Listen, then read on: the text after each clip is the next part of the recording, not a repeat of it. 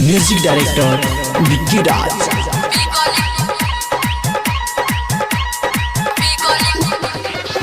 धमाका recording studio Narkatiaganj.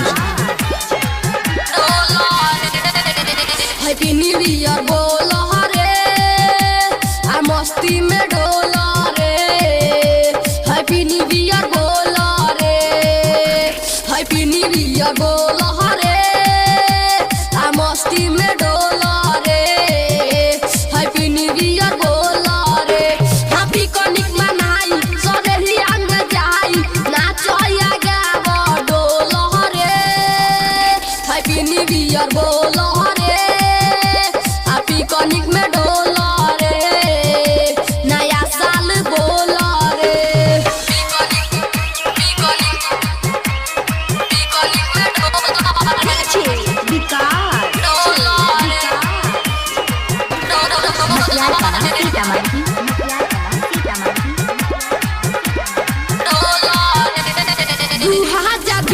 सयाई हो गहिल बोल है बाबू न्यू ईयर हो।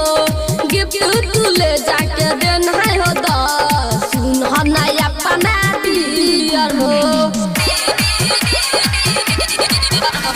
2020 सयाई हो गइल बोल है बाबू न्यू ईयर हो। गिफ्ट तू ले जाई के दे द सुन है बाबू न्यू ईयर हो। माल के बोलाइया पिकनिक मनाइया दिला के बात आज खोल रे। हैप्पी न्यू ईयर बोल रे आ मस्ती में डोल रे। हैप्पी न्यू ईयर बोल रे।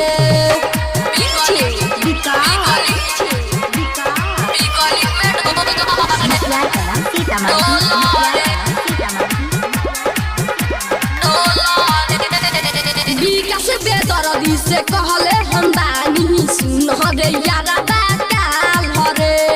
ओकरा से कहनी पिकनिक मनावे चल हल जाई हन याद रे।